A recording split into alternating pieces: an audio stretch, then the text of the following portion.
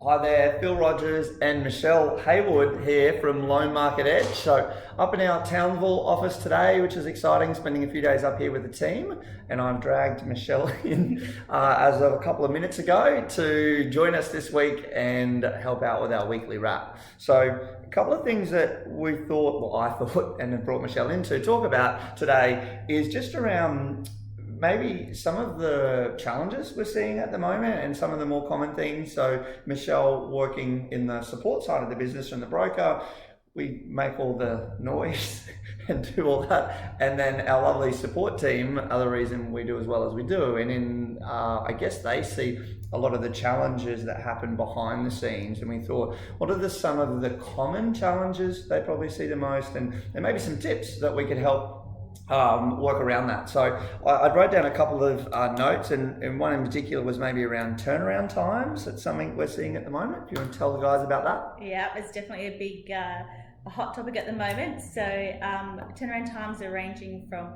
3 to 4 days to 4 weeks at different banks. So their workloads, their level of applications at the moment is just phenomenal. Yeah, so it's a big one. I know that we talk about it a lot in our weekly wraps, but absolutely, I guess from the pressure at the back end, once it's gone through the front, we've signed a contract, and that's very exciting. But then once we've researched and found a bank, it might be, well, wow, that bank's going to take 20 days, 20 business days, 14 business days. So that's a big part of our research process to help identify that. Undisclosed debts. This one is a killer. So, it is extremely... We shouldn't laugh about undisclosed debts, but the ladies do wear a little bit of the brunt of these challenges, often more so. Yeah. It is definitely something that we see quite often. It is extremely important to make sure you do disclose all of your credit cards. With open banking now, the banks can see this. So it is on your Equifax report. So it is important to tell us so that we pass on the details to the banks. And I guess common ones there, like an old Latitude card or an old credit card that hasn't been used, or a credit card that you have a limit but you never touch it. You know, I'm thinking that it's not important. It's how much of a flow-on effect that can have on the application actually gets into the system. Yeah, and to get those old debts closed can be 14 business days. Yeah. Once you finally speak to someone to get it closed and get that confirmation writing that it's done. Yeah, a big challenge. Yeah. Other one was around supporting documents. Yes.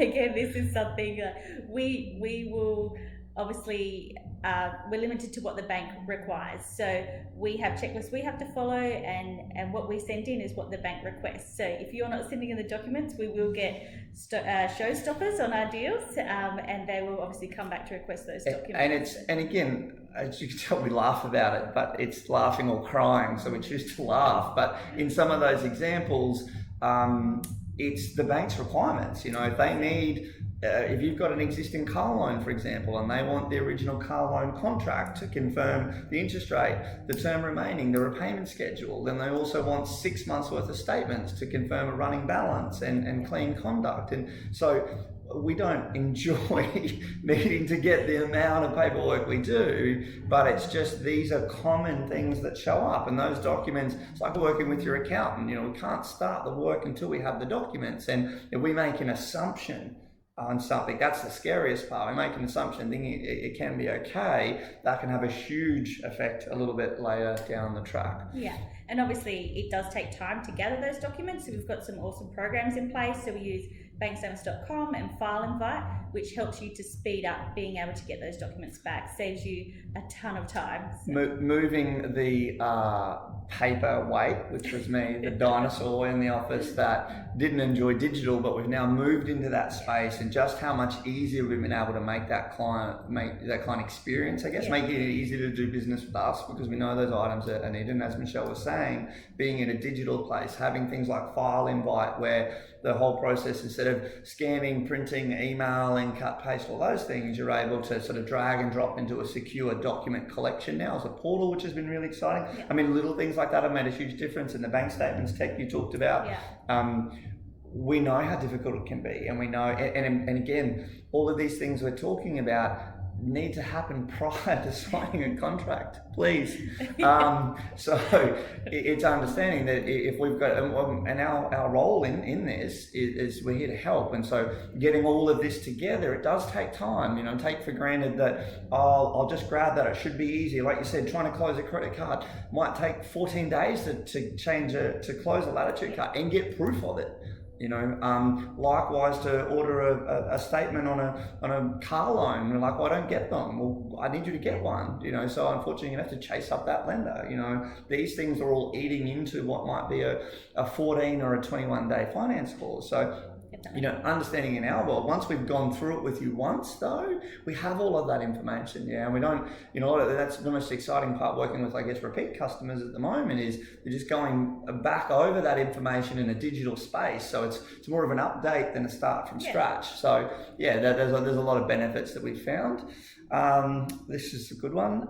Signatures on loan applications not matching driver's license. Yes. Tell us about that. Everyone has their lazy signature, the one they just, you know, sign off on as they're going. But unfortunately, these are legal documents, so they do require the signature that matches your driver's license on the application, and then going forward on your loan documents and mortgages as well. So things like this will put showstoppers on your application. It won't move forward to credit assessment, and it will put a showstopper on your loan documents because they will not settle because it looks like someone else has signed your mortgages. Yeah, as crazy as it sounds, the world we live in right now, of all the hard work that you do to get something stopped for that, but it is reality, and again, it's laugh or cry. We're choosing to laugh with this, but it does happen.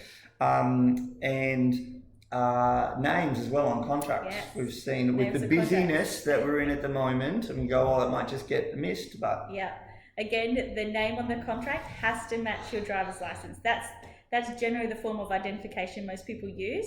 So it must match your driver's license. If you have a middle name, it has to be included. If you have a hyphen in your name, it has to be included. So, and then if you have any name changes, we will need evidence of those name changes. If you have bank accounts in old names, maiden names, things like that, we'll need marriage certificates, potentially a stat dec, depending on the lender. So just keep that in mind. Look, and as you can probably see in these, like it's our job to help, and Michelle and the amazing team that we have here that support, it's their role to be this detailed, to be this thorough, to make sure that we spend the time up front getting the documents we need to be incredibly thorough, you know, and accurate in our research, in our recommendations, and in particular then in your loan application. When this goes in, if these things are missed up front, if we shortchange the process, if we go, oh, it'll be, well, hence the reason I have the team, because I might not pick up on some of the things, or take the she'll be right approach, which in the world we live in right now, she won't be right.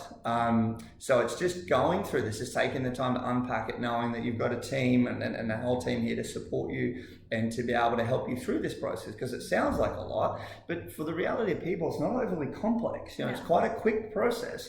But it's about being organized up front. It's about disclosing. It's about talking, you know, openly about whether it's debts, making sure we've got all the documents, we've got eyes on everything, the names are correct, signatures are right.